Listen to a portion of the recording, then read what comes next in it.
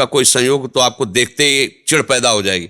आप ऐसे वचन बोलेंगे कि मेरा हृदय जलने लगे, ये आदमी क्यों आया हमारे सामने। और गर्भस्थ शिशु को भगवत चर्चा सुनानी चाहिए, उससे प्रभाव पड़ता है।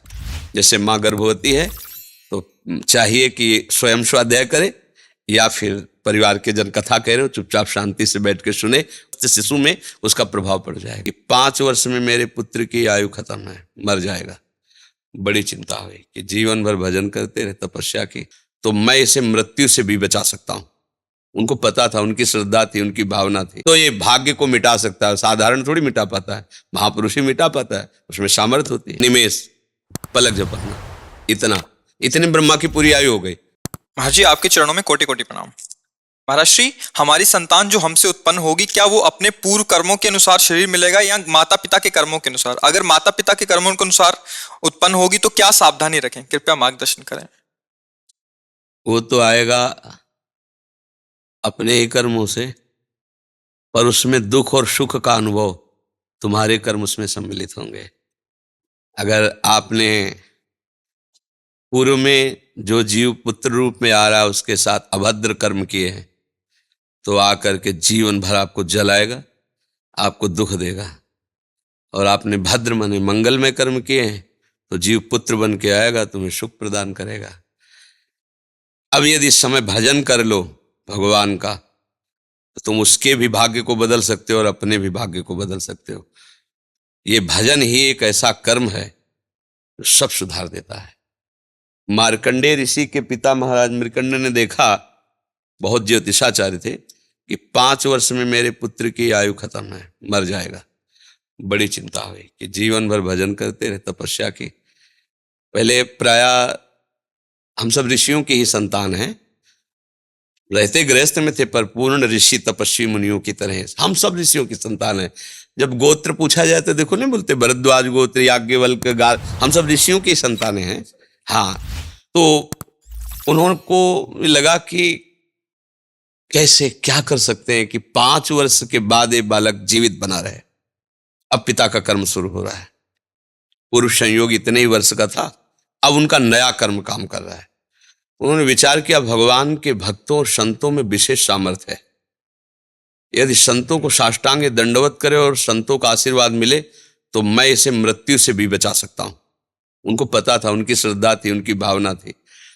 तो प्रायः पवित्र नदियों के किनारे ही ऋषियों के आश्रम होते थे, तो गंगा जी के समीप ही तो घाट में खड़ा कर देते। जो भी संत दिखाई देते, वैष्णव तिलक या शैव तिलक, वो सबको आदेश कर, छोटा सा बालक 2 वर्ष 3, साष्टांग प्रणाम करो, साष्टांग प्रणाम करो। उनकी सेवा यही थी, प्रसाद पाओ और जाके घाट में खड़े हो, जो भी संत दिखाई दे साष्टांग प्रणाम करो। एक दिन प्रच्छन्न वेश से गुप्त रूप से सनक सनंदन सनातन सनत कुमार भी, अब आपको क्या पता कौन महात्मा किस कोटि का किस वेश में तुम्हारे पास बैठा है, या तुम्हारे संग वार्तालाप कर रहा है, या तुम्हें कभी मिल सकता है, हमारी दृष्टि नहीं है ना। और वो दिव्य महापुरुष थे और वो देखा करते थे। जो साष्टांग प्रणाम किया तो चारों संत वेश में थे, उनका चिरंजीवी भाव, बस वो आ गए। महाराज मेरी दृष्टि अचूक है, आप सनक सनंदन सनातन सनत कुमार चारों ब्रह्म कुमार हैं ना, प्रच्छन्न वेश से आप घूम रहे हैं, ये तो अभागी है, 5 वर्ष में इसकी मृत्यु हो जाएगी। और आप कह रहे हैं चिरंजीवी भव, तो आपके वचन मिथ्या या इसका भाग्य मिथ्या?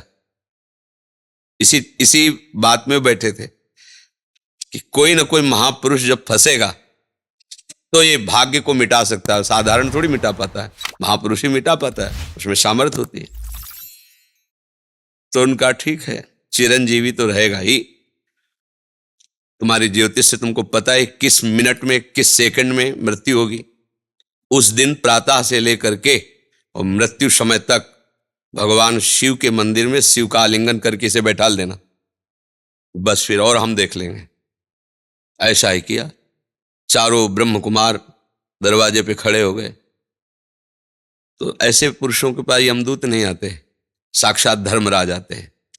धर्मराज ने देखा सनक सनंदन सनातन सनत कुमार, तो उनका इस जीव का समय हो रहा है, आप आदेश करें तो मैं इसे ले जाऊं। बोले मैंने तो चिरंजीवी भव कहा है। बोले ब्रह्मा के आप पुत्र हैं, ब्रह्मा के द्वारा ही विधान किया जाता है। तो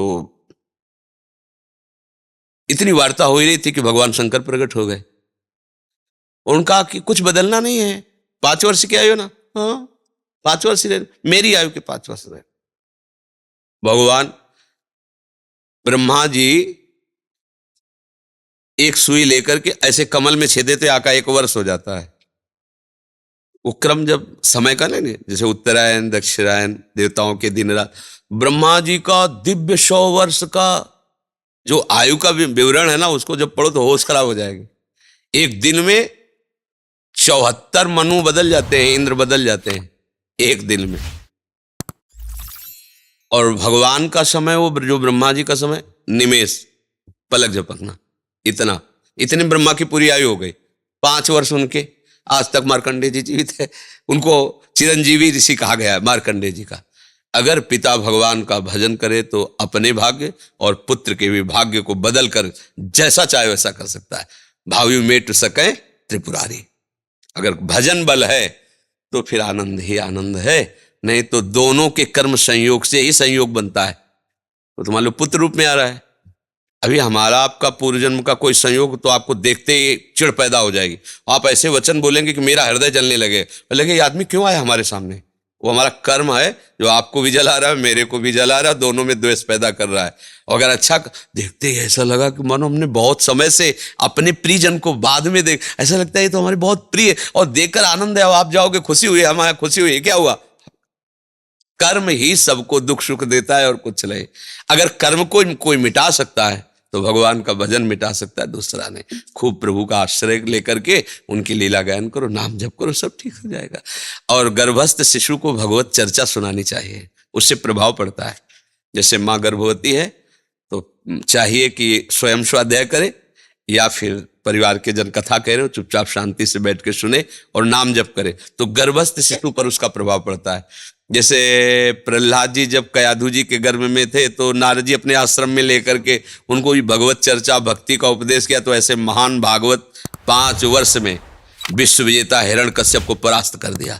5 वर्ष की आयु प्रहलाद जी की है और विश्व शक्ति संपन्न हिरण्यकश्यप परास्त कर दिया।